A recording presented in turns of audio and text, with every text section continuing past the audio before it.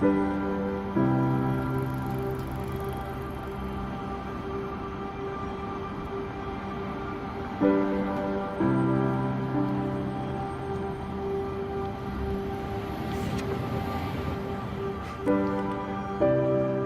do you wonder?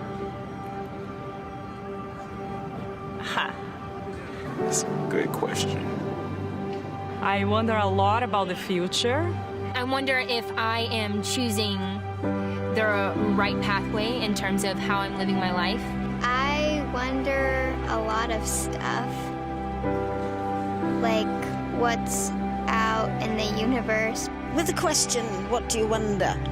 I mean, we could go really, really deep into this. I wonder how long I'm gonna have on this earth and if I'll accomplish my purpose. I wonder why people complain all the time. I wonder where I'm gonna be at in the next 5 to 10 years. We both wonder, I think, if there's ever going to be grandchildren coming along. I wonder if my kids are going to have a good life. I wonder how we got here. What do we wonder about him? I wonder when he's going to start to lose some weight. Yeah, I wonder.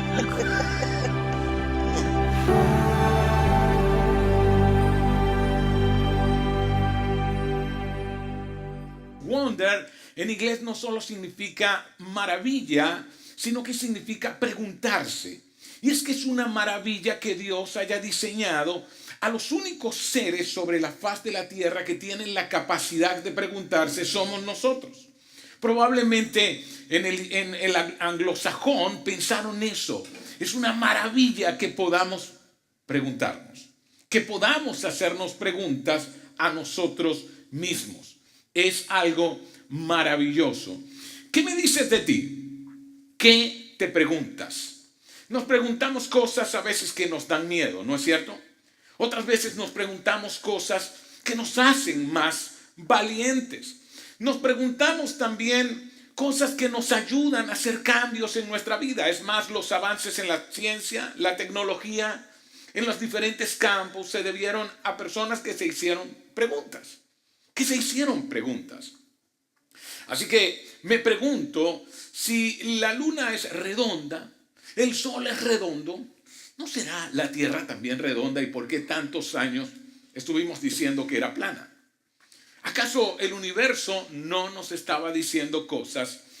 Y cuando miro entonces el marco, que tenemos un marco de referencia y ese marco nos ayuda a darle sentido a la vida y nos ayuda a tomar decisiones que tengan sentido. Cada uno de nosotros entonces tiene un marco de referencia. Y ese marco de referencia que tenemos nos ayuda a mirar a través de él y a darle sentido a la vida. Y los teístas se hacen preguntas. Por ejemplo, si Dios es bueno, si Dios prometió su bondad, porque hay huracanes, terremotos, tornados, porque los niños mueren. ¿Por qué tantos niños mueren de hambre? Así que los teístas se hacen preguntas.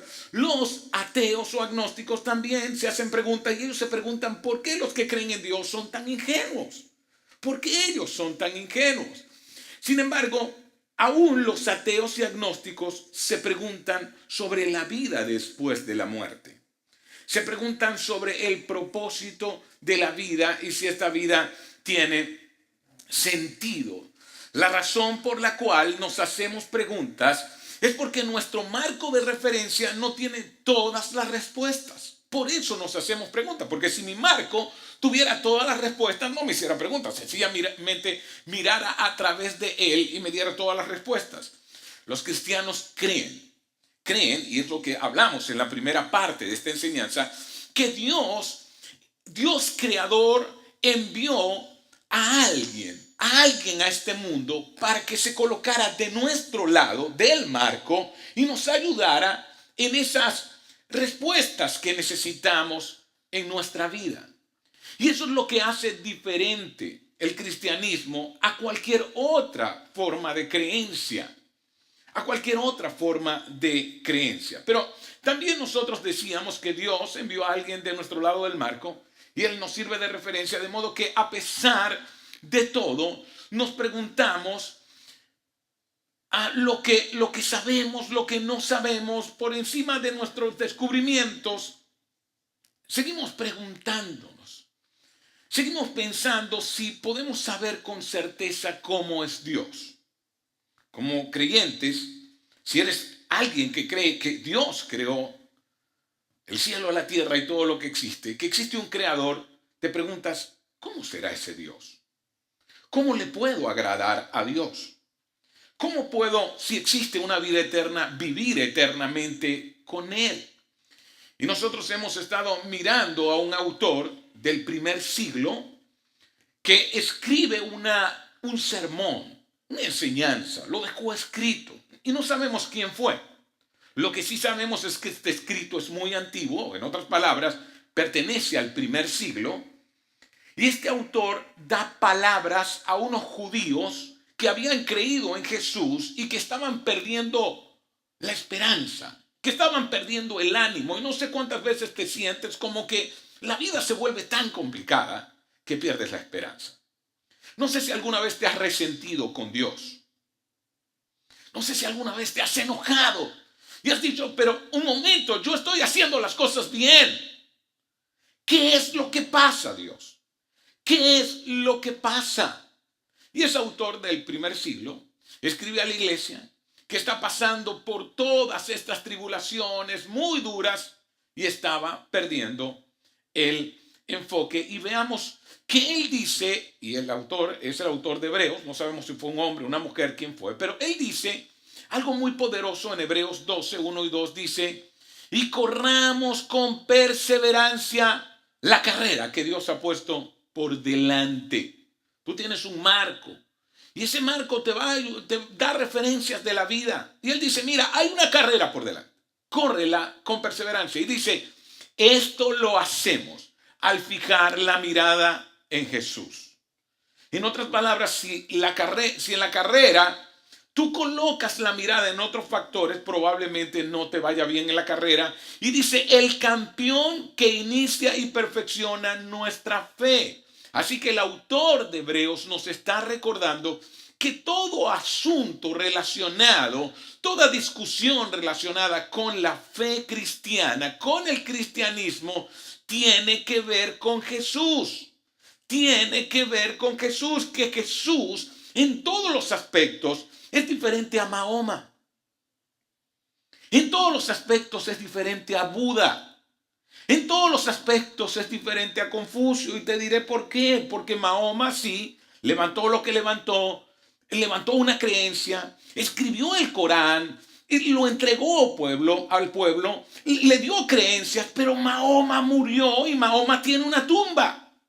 Buda escribió sus creencias, escribió un libro, se lo entregó a la gente, les enseñó cosas y Buda murió y está enterrado y tiene su tumba. Confucio hizo lo mismo, murió y tiene su tumba. Pero Jesús no escribió nada. No entregó creencias a nadie. ¿Alguna vez lo pensaron? ¿Que el cristianismo no tiene que ver con creencias? ¿Ustedes creen que el cristianismo tiene que ver con creencias? ¿No es cierto? Les voy a decir algo. El cristianismo tiene que ver con una persona. Se llama Jesucristo. Todo está centrado en una persona. En una persona. Y el autor de Hebreos dice que Jesús es el autor, el iniciador. Y dice que es el que perfecciona, el perfeccionador o el consumador de nuestra fe. En otras palabras, de principio a fin, la fe, tu fe y mi fe, se basa en que yo coloque siempre la mirada en Jesús. Y van a haber nuevos descubrimientos, y van a haber artículos que voy a leer, y van a haber cosas que van a pasar, asuntos que van a ocurrir, noticias que me van a llegar. Y si yo pierdo la mirada en Jesús, el autor y perfeccionador de la fe, probablemente me desanime. Así que Jesús hace que el cristianismo sea diferente a cualquier otra creencia. La cosmovisión cristiana es más que una teología. La cosmovisión cristiana no es una filosofía, no es una creencia, un sistema de creencias. Es sencillamente mirar a Jesús. me encantan las historias de desconversión. Desconversión. Aquellos que dicen, es que yo estaba ahí, pero yo tuve que salirme. Y aquellos que están, pero están pensando en salirse. Aquellos que están diciendo, sí, yo voy, pero si mi esposa supiera todo lo que está pasando dentro de mí, no creo que yo debería seguir en esto. Y me atraen las historias de desconversión. ¿Y qué es una desconversión? Es esa persona que un día creyó. Es esa persona que un día fue tan fiel. Es esa persona que incluso sirvió o asistió a un grupo. Hasta que lo vemos desanimarse. Y lo vemos como renunciar y colgar los guantes y decir, no aguanto más. No creo que sea para mí. Es que si tú me conocieras, es que si tú supieras quién soy. Creí en una especie de marco de referencia acerca del cristianismo. Me topé con cosas, experimenté cosas y ya no pude seguir. Y yo sentí que debía salir. O estás teniendo conversaciones constantemente dentro de ti y de tiempo en tiempo sientes que no puedes aguantar, que la iglesia o la fe en Jesús no es el lugar donde tú debas estar. Y rara vez esas historias tienen que ver con Jesús. Cada vez que alguien se desconvierte de la fe, difícilmente cuando escucho sus historias, nunca he escuchado una historia que tenga que ver con Jesús. Siempre tiene que ver, o que vieron a alguien, es que mira, si tú supieras lo que me pasó, entonces cuéntame lo que te pasó. No, mira, y esto. No, y es que leí un artículo, no, y es que un profesor me dijo, y yo pregunto, pero ya, ¿qué tiene que ver eso con Jesús? Esa noticia que leíste, esa persona que viste, ¿qué tiene que ver esto con Jesús? Por eso el autor dice, la mirada dónde debe estar. A ver, los que me están viendo por internet, la mirada dónde debe estar. Sí puedes gritarlo ahí en tu cuarto, quizá tu mamá se va a asombrar y está diciendo, ¿qué está haciendo este muchacho ahí? Ok, pero lo que sea. El punto es que rara vez tiene que ver con Jesús. Y yo digo, pero no tiene nada que ver con el cristianismo. ¿Por qué dejar la fe por razones que son totalmente ajenas a lo que realmente es la fe? Y voy a hablar mucho acerca de esto la próxima semana. En Welcome to Wonderland, nosotros vamos a hablar de la Navidad y no quiero que se pierdan el servicio de Navidad, va a estar espectacular, pero por sobre todo vamos a entender el asunto de la fe y el cierre de esta serie.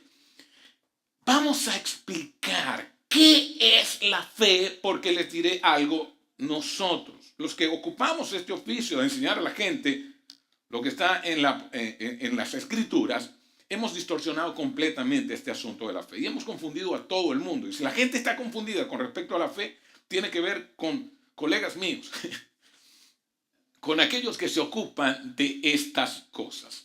Entonces, ¿por qué perder la fe por algo que es tan ajeno a lo que realmente es la fe? Sus experiencias, simplemente cada experiencia que hay en este marco no se alinea a lo que es su propia versión de fe. Tú tienes una versión de lo que es la fe. Y necesitas reacomodar lo que realmente es la fe. Porque si sigues con una versión propia de la fe, nunca sabrás lo que realmente es la fe. Lo que te han enseñado a creer muchas veces no se alinea con tu experiencia. Así que te dijeron, esta es la fe y esta es lo que los hombres de fe son así. O cuando tú tienes fe te pasan estas cosas y un día no te ocurrió eso. Y tu experiencia de fe no se alineó. Pero esa es tu experiencia de fe. Cada versión de la religión puede funcionar cuando somos niños. Cosas que nos enseñó mi mamá, cosas que me enseñó mi papá, te las enseñaron a ti y funcionó. Hicimos oraciones, ángel de la guarda, dulce compañía, no me desampares, ni de noche ni de día, y funcionaba. Y funcionaba un cierto tipo de lectura.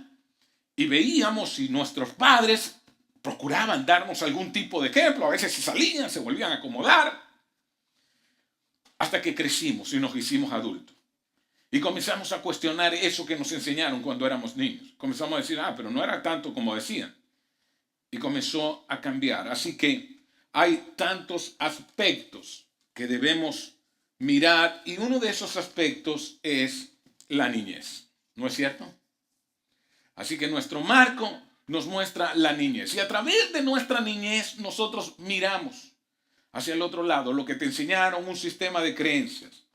Otro marco tiene que ver con tus estudios, ¿no es cierto?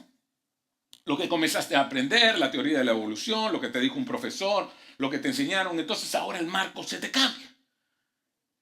Y todo esto influye, y escúchame, todos estos elementos están en cada uno de nosotros. Y no hay un marco exactamente igual, porque no hay una niñez igual y no hay estudios iguales. Luego entonces tiene que ver la experiencia con la iglesia. ¿Lo recuerdas?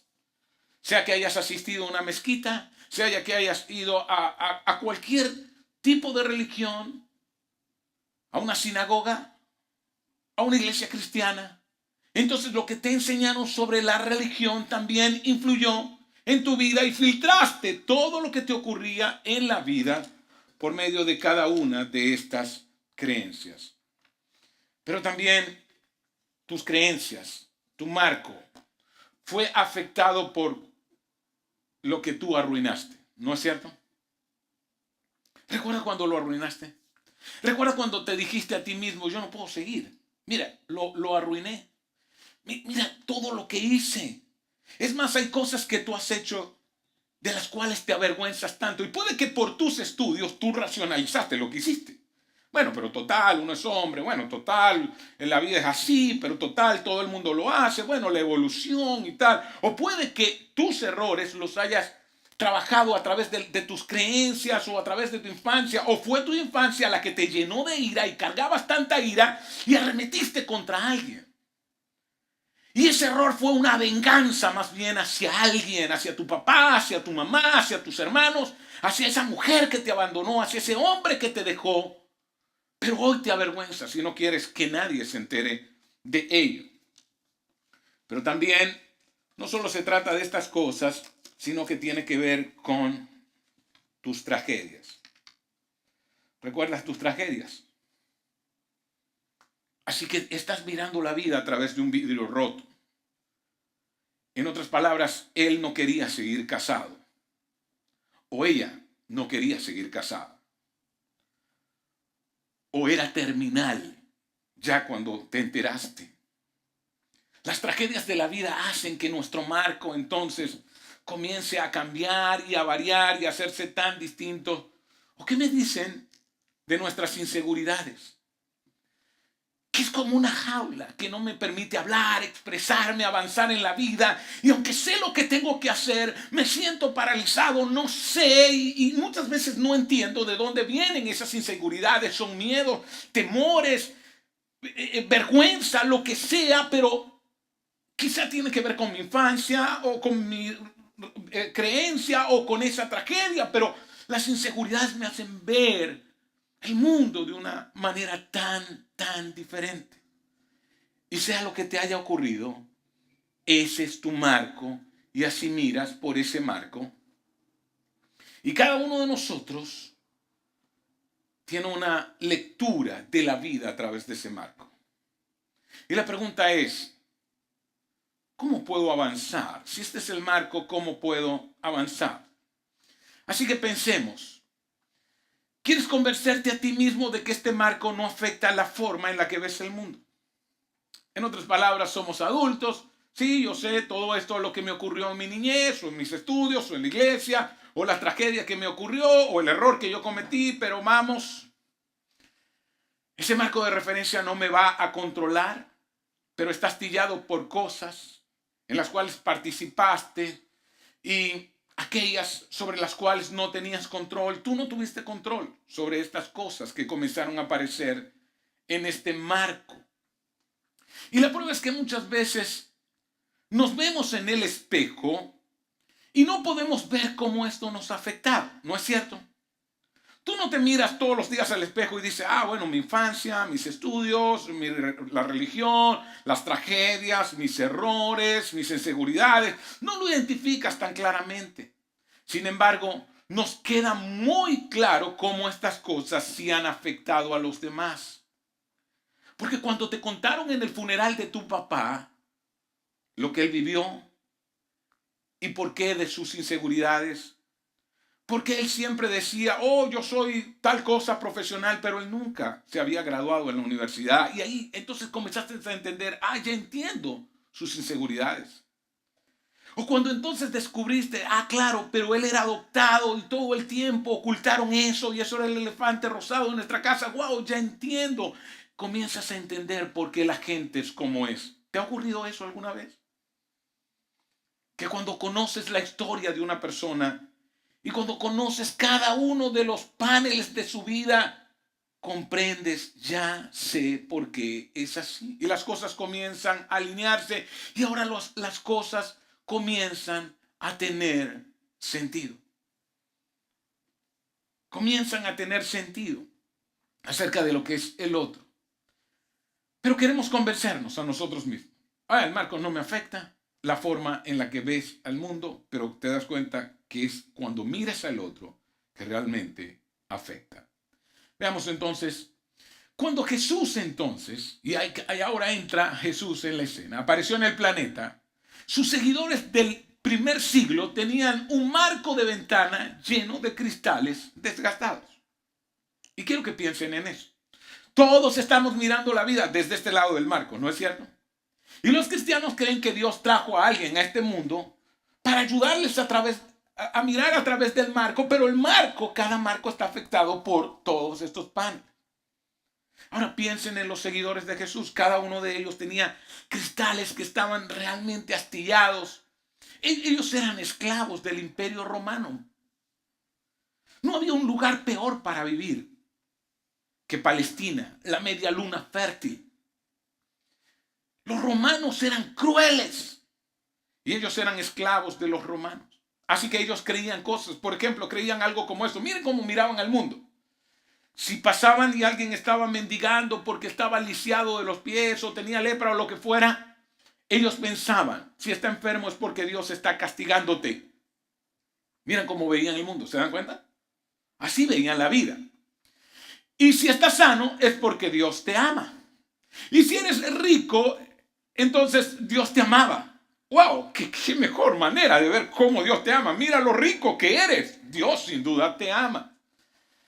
Pero si tú o tus hijos eran pobres o tenían una condición física de enfermedad, era porque algo estaba manteniendo enojado a Dios y Dios estaba haciendo algo para castigarte. Él los castigaba, así que ellos le interpretaban el mundo y veían a Dios y se preguntaban, ¿será que Dios me ama? Imagínense, están enfermos y ahora se preguntan, ¿será que Dios me ama? ¿Cuál es la respuesta? Si me veían así el marco, no, que me va a amar. Lo que sí es que me odia. Me odia y me odia mucho. Ahora ellos también creían, eran judíos. Y ellos decían, los judíos somos las personas favoritas de Dios. Pero luego decían, ya va, somos los favoritos y estamos esclavizados por los romanos. No le encontraban respuesta a su mundo. Y se preguntaban acerca de la vida después de la muerte. Y no tenían respuestas tampoco, porque todo tenía que ver era con esta vida. Ni les preocupaba la vida después de la muerte. ¿Sabían eso? Cuando ustedes leen el Antiguo Testamento, no hay nada que haga referencia a la vida después de la muerte. La gente lee Éxodo, todas las leyes de Moisés. La gente cree que tenía que hacer eso para irse al cielo. Escúcheme, lea todo Éxodo y búsqueme que diga la palabra cielo. No existe en Éxodo la palabra cielo. No existe en los 10 mandamientos la palabra cielo. No existe en más de los 637 mandamientos que se desprendieron de los 10 mandamientos una sola promesa que diga que se van a ir al cielo si cumplen esos mandamientos. Ellos no veían más allá del marco. El marco solo decía en esta vida. Y Jesús viene. Y es una conversación que Jesús está manteniendo con sus discípulos. Y ellos tienen que ir a Jerusalén. Pero Jerusalén era el lugar donde querían matar a Jesús. Ahora ellos no querían ir, pero Jesús sí quería ir. Le dice, bueno, vamos a Jerusalén. Y ellos le dicen, pero Señor, Jerusalén, ¿cómo vamos a ir a Jerusalén si allá te odian? No, tenemos que ir a Jerusalén. ¿Y a Jerusalén quién iba? La gente nice. La gente que se veía bien, la gente chévere. La gente, tú sabes, de la capital. No sé ustedes, del país donde vengan, pero la capital es la capital. Y Jerusalén era la capital. Y en Jerusalén quedaba el templo. Entonces ahí iba la gente nice y eran la Pascua y todo. Pero ellos no querían ir allí porque ellos no eran tan nice. Más bien los querían matar. Así que veamos. Dios envió a alguien para que se pusiera de tu lado del marco, para que sirviera de marco de referencia. Y creemos que ese alguien es Jesús. Así que en horas de la Pascua Jesús sería arrestado y juzgado y finalmente crucificado. Y él va hacia Jerusalén y viene la Pascua y comienza una conversación de nuevos temas muy interesantes. Y ahora están en Jerusalén y Jesús le dice, me tengo que ir. Y dice, ya va, no entendemos. Nos trajiste para acá y ahora te quieres ir. Sí, yo me tengo que ir. Pero ellos no entendían a dónde era que Jesús decía que se tenía que ir. Y ellos dicen, pero es que ni queríamos venir y ahora tú te quieres ir. Nos hubieses dicho y nos hubiésemos quedado. Y ahí comienza una conversación muy interesante. Veamos lo que dice. ¿Y a dónde vas? Juan registró esto. Juan fue uno de los mejores amigos de Jesús. Es más, es el único de los apóstoles que no murió como un mártir. Murió a los 100 años, Juan, exiliado en una isla llamada Patmos. Y ahí escribió la historia acerca de Jesús. Hay 4 evangelistas, ¿no? Tenemos la historia de Jesús por 4 hombres llamados los evangelistas. Uno de ellos es Juan. Y en Juan 13:36, entonces dice, ¿y a dónde vas, Señor? Preguntó Simón Pedro. A donde yo voy, no puedes seguirme ahora, pero me seguirás más tarde. Y Pedro entonces piensa, ya va, eso no responde a mi pregunta.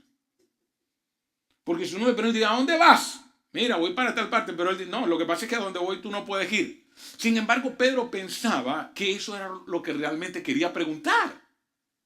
Y sigue diciendo en el verso 37, Señor, insistió Pedro, ¿por qué no puedo seguirte ahora? Por ti daré hasta la vida. Así que ahora Pedro está hablando desde su propia inseguridad, ¿no? Porque él pensaba, si tú te vas, nadie nos va a seguir a nosotros, porque aquí el popular eres tú. A nosotros ni nos conocen. Nos arrestarán de todos modos. Si tú te vas y nosotros nos quedamos en Jerusalén, ya nos han visto contigo, nos arrestarán. Así que a la cárcel iremos. Pero también él está diciendo, por ti daré la vida. En otras palabras, cuenta conmigo. Cuenta conmigo. Yo muero contigo hasta el final. ¿Sí o no? Pero Pedro estaba hablando desde su propio marco. Y el marco de inseguridad hacía mostrarse presumido. Pedro hizo lo que hacemos nosotros. Y yo pienso que Jesús sonríe, porque muchas veces creemos que Jesús siempre fue severo. No, yo creo que Jesús se ríe por dentro. Hasta la muerte. Vamos a esperar unas horitas, Pedro. Solo unas horitas y vamos a ver lo que va a pasar aquí. Y vean lo que sigue diciendo, verso 38. ¿Tú darás mi vida por mí? Pedro, ¿tú darás mi vida por mí? Entonces le dice, de veras, te aseguro que. Quizá Pedro dice, claro que lo haré. De veras te aseguro. Mira, no hay manera de evitarlo. Aun cuando ya sabes que te lo dije, eso se va a cumplir. Ni tú lo vas, ya sabiéndolo, no lo vas a poder evitar. Eso de guerra avisada no mata soldados, a Pedro lo mató. Y la guerra estaba avisada. Y sigue diciendo, te aseguro que antes de que cante el gallo me negarás. ¿Cuántas veces? 3. No solo no darás tu vida por mí, sino que me negarás 3 veces. Y luego unos versos más tarde, Jesús de nuevo habla a estos hombres que están preocupados, porque ellos están angustiados, están en Jerusalén, y Jesús le está hablando todas estas cosas, que me voy, que ustedes, miren, no pueden ir, que mira, tú me vas a negar, y el que está metiendo la mano ahí conmigo en el plato, ese me va a entregar, y si lo va a hacer, que lo haga ya. Salgamos de esto. Y sigue diciendo, en Juan 14:1, no se angustien. Y vea que lo que les dice ahora era suficiente para que estos hombres se levantaran y salieran del salón. Yo quiero que entiendan, estos hombres son judíos. Creen que existe un único Dios, creador del cielo y la tierra. Ellos creen en un único Dios porque eso fue lo que les enseñó el padre Abraham. Y lo que él dijo, Juan lo documenta y Juan lo creyó y ahora él les dice, chicos, ¿acaso no creen ustedes en Dios? Y ellos dicen, claro que creemos en Dios. Y ellos tenían un concepto de Dios. Entonces les dice, veamos, no se angustien, confíen en Dios. ¿Confían ustedes en Dios? Claro. Y confíen también en mí. ¿Saben lo que está haciendo Jesús en ese momento? Se está colocando al mismo nivel de Dios. Lo que está diciendo es, así como ustedes confían en Dios, les pido que confíen en mí. Hey, tú, si tú crees en Dios, imagínate que yo te diga, en mí, yo, José Real, te dice, ¿confías en Dios? Sí. Así como tú confías en Dios, confía en mí. Tú me vas a mirar así como, se volvió loco. Era suficiente para que ellos se levantaran y se fueran. Pero eso es lo que Jesús les está diciendo. Espera un momento, Dios es una cosa, reclamar igualdad con Dios es otra. Crean en mí de la misma manera que creen en Dios. No podemos hacer eso, porque eso es blasfemo, eso va en contra de lo que nosotros creemos. Y sigue diciendo, en el hogar de mi Padre, y ahora ellos están pensando en el templo. Porque Dios dijo que iba a vivir en el templo, ¿no es cierto? Y también los cristianos, cuando hablan del hogar de mi Padre, piensan en un local. Y cuando yo era pequeño, yo pensaba, wow, si la iglesia es la casa de Dios, tiene muchas sillas y no tiene una habitación. Dios como que no duerme. Ahora, lo raro es que tiene varios baños. La casa de Dios es rara. ¿Será que Jesús les está hablando del templo? ¿Será que les está hablando de la sinagoga? No. Es más, nosotros decimos, niños no corran en la casa de Dios. ¿Será que un lugar es la casa de Dios? ¿De verdad usted lo cree? Eso funciona para los niños, pero ya tienes una fe adulta. ¿No crees que deberías cambiar la manera en que ves la fe? Dios no tiene un lugar físico donde habitar, es Dios. Es mucho más grande que eso. Y dice, en el hogar de mi Padre hay muchas viviendas. Si no fuera así, ya se los habría dicho a ustedes. Voy a prepararles un lugar. Y ellos están diciendo, ¿de qué estás hablando? Y sigue diciendo, cuando todo esté listo, volveré para llevarlos, para que siempre estén conmigo. Y ahora están empezando como a comprender. Si tú vas a ir a la casa de tu padre, y es como si estuvieses dejando el mundo, es decir, eso suena como muerte, y luego regresarás y nos llevarás, y para llevarnos tenemos que estar muertos. Eso como que no nos gusta mucho.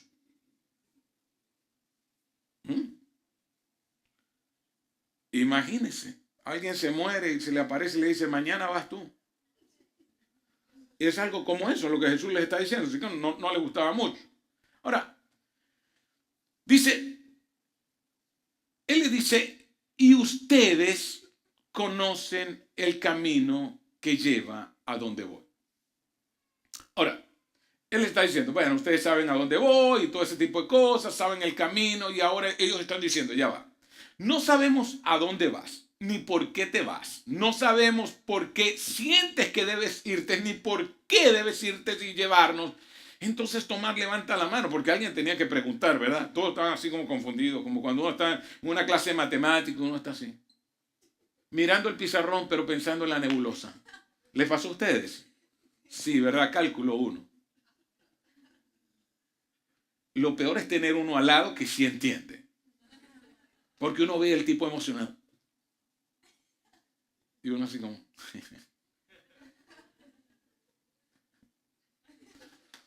Así, entonces Tomás levanta la mano y dice, aquí hay que preguntar. Y vean lo que dice Tomás. No, Señor, no lo conocemos. Ah, ¿ustedes saben el camino? No, Señor, alguien tenía que hablar. No lo conocemos. Dijo Tomás, no tenemos ni idea a dónde vas. ¿Cómo vamos a conocer el camino? Ok, nosotros somos, mire, recolectores de impuestos, pescadores, no somos teólogos, no estamos siguiendo la conversación, estamos perdidos, nos tienes todo confundido, Señor, vas a tener que hablar más claro, por favor. Si vamos a llegar a donde vas, necesitamos saber el camino para llegar ahí. Ahora Jesús hace una de las declaraciones más famosas entre los cristianos, pero más distorsionada entre los cristianos. Porque Jesús nunca hizo esta declaración para excluir, sino para incluir. Y veamos lo que dice en el verso 6. Dice, Jesús le contestó, yo soy el camino. Ustedes saben el camino. No, Señor, no lo saben. Bueno, yo soy el camino.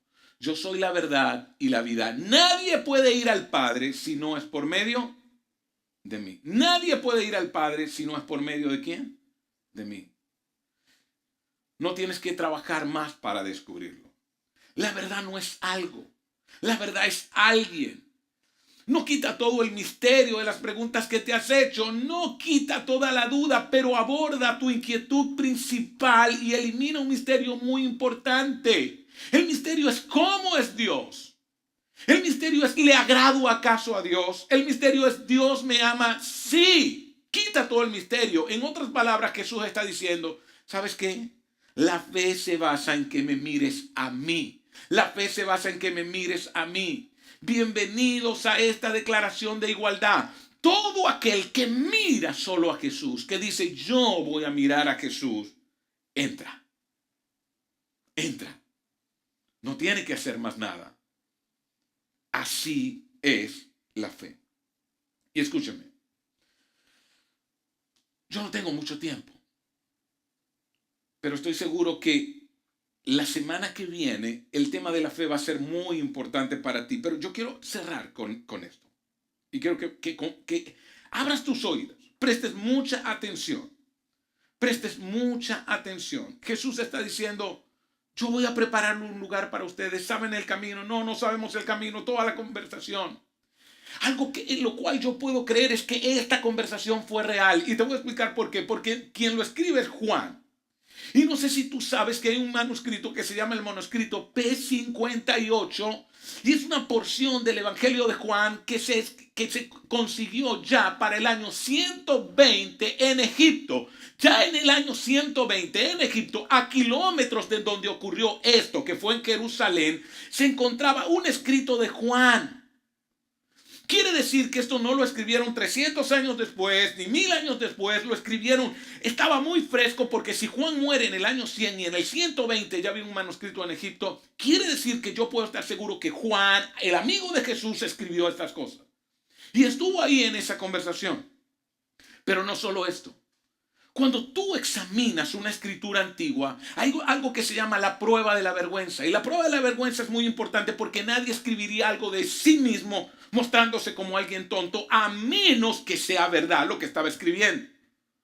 Y Juan estaba escribiendo de que estos hombres estaban confundidos, no entendían a Jesús, eran tontos, tenían tanto miedo, nunca lo fueron a defender. Esos eran los 12 que Jesús escogió. Yo me imagino al Padre mirando al cielo y diciendo, Jesús, te equivocaste, te equivocaste. Pero ahora piensen, ¿qué hizo que estos hombres después se volvieran tan valerosos, tan valientes? ¿Qué hizo que estos hombres comprendieran? Lo vieron resucitar. Por eso Jesús dijo, hey, mírenme a mí. Mírenme a mí. Y Jesús le dice en Juan 14:9, solo crean que yo estoy en el Padre y que el Padre está en mí. Y eso es una declaración muy poderosa. Pero si tenemos aquí, ¿cómo que tú estás en el Padre? Sigamos un momento. O al menos crean por las obras que me han visto hacer. Yo sé que a ti te han dicho que los apóstoles creyeron en Jesús por la fe. Lo que te voy a decir es totalmente contrario a lo que tú has escuchado. Los apóstoles no creyeron a Jesús por la fe. Los apóstoles creyeron a Jesús por las obras. ¿Y sabes por qué? Porque esos hombres, a menos que tuvieran evidencias de que Jesús era el Hijo de Dios, era la vida, dijo, yo soy el camino, yo soy la verdad y yo soy la vida. Y les voy a dejar una evidencia de esto. Ellos vieron cuando lo arrestaron. Ellos vieron cuando lo juzgaron. Ellos vieron cuando le colocaron una corona de espina. Ellos vieron cuando el látigo de 6 colas atravesó su espalda 30 veces. La espalda de Jesús quedó completamente molida. Ellos vieron cuando lo acostaron en la cruz y cuando grandes clavos traspasaron sus manos, sus pies. Ellos vieron cuando Jesús dio esas 7 palabras en la cruz, y ellos vieron cuando expiró, ellos vieron cuando la lanza traspasó su costado, ellos vieron cuando lo sepultaron, cuando colocaron la gran roca. Pero luego Jesús, 3 días después, estando ellos en la playa, Jesús les dice: aquí estoy. ¿Ven que si soy la vida? Eso no es fe, eso es obras. Eso es obras. Por eso les digo, crean por lo que les digo, pero si no, crean por mis obras. Y ellos creyeron por las obras. Escúchame, ¿saben por qué yo soy cristiano? No porque tengo el secreto para descubrir los dinosaurios, porque tengo todas las respuestas sobre los ovnis, porque tengo todas las respuestas sobre cómo se abrió el Mar Rojo, porque tengo... No, yo soy cristiano por una cosa. Porque mi Cristo Jesús, el Hijo de Dios, vino un día a este mundo, y eso es lo que celebramos en Navidad, y murió por mí en la cruz. Y resucitó, y 500 hombres lo vieron resucitar y estuvieron dispuestos a dar su vida por él. Esas son obras, esas son evidencias. Eso es lo más poderoso que alguien pudo hacer por ti y por mí. Si alguna vez te preguntaste si Dios me ama, Jesús es la mayor prueba de que Dios te ama, porque Él es el único Hijo de Dios enviado a esta tierra para morir por ti, enviado a este mundo para morir por ti. ¿Ahora entienden por qué los cristianos dan su vida por Él? ¿Ahora entienden por qué nos sentimos tan amados? Porque te van a seguir ocurriendo tragedias, porque vas a seguir cometiendo errores, porque otra vez tu infancia va a volver a tu mente y vas a recordar cosas, porque tus inseguridades siguen contigo, porque tus estudios son una mezcolanza, porque tu religiosidad te ha confundido, en fin. Pero escúchame, si tú quitas tu mirada de Jesús y la colocas en otro lugar, no vas a mirar bien al otro lado. Coloquen su mirada solo en Jesús. Y yo les quiero invitar a hacer eso esta semana. Vayan, lean el Evangelio de Lucas y dejen de mirar a cualquier lado del panel, y solo mientras leen, miren a Jesús. Miren a Jesús. Un día tú y yo vamos a morir, y delante del Padre solo vas a tener que contestar una pregunta, y la pregunta es: ¿qué hiciste con mi hijo al cual yo envié por amor a ti? Mi pregunta para ti es: ¿qué le vas a contestar? ¿Lo desprecié? ¿Lo olvidé? ¿Me alejé de él? ¿No le presté atención? ¿Lo ignoré? ¿O vas a decir: ¿sabes qué? Él me mostró el camino. Él fue mi camino. Él fue mi verdad y Él fue mi vida. Así que, ¿qué tal si ahí donde estás te colocas en pie? Y yo solo quiero invitarte, donde estés, que cierres tus ojos por un momento. Permíteme orar por ti. Cierra tus ojos, ahí donde estás, y dile: permíteme orar por ti. Señor, mira cada vida que está aquí, cada vida que en el camino se ha confundido porque está mirando fuera de lo que debe mirar, está mirando por encima de donde debe mirar, está centrándose en un panel de su vida. Señor, que coloquemos nuestra mirada solo en ti, porque nuestra fe no se basa simplemente en creer algo o desear algo. Nuestra fe se basa en que tú, Señor, diste tu vida por nosotros y resucitaste y estás vivo, y ellos te vieron ascender a los cielos, y tú estás sentado ahora a la diestra de Dios, y tú estás vivo, y escuchas nuestras oraciones. ¿Para qué seguirnos preguntando si nos amas, si ya lo demostraste? Sí, en el mundo vamos a tener aflicción, pero podemos confiar en ti, que tú estarás con nosotros todos los días hasta el fin del mundo, que este transitar no nos va a detener.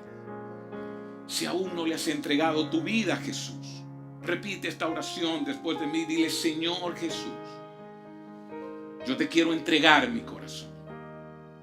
Yo te quiero entregar mi vida. Acepto ese sacrificio que hiciste por mí en la cruz. Acepto que mi fe no puede estar centrada solo en un fuerte deseo, sino en una verdad, en un hecho. Diste tu vida por mí y resucitaste. Y ahí estoy. Basado en eso, es mi fortaleza. Gracias por tu amor, Jesús, por mí. Amén y amén. Gracias por venir. No dejen de venir la próxima semana y no se pierdan esta serie que va a fortalecer su fe.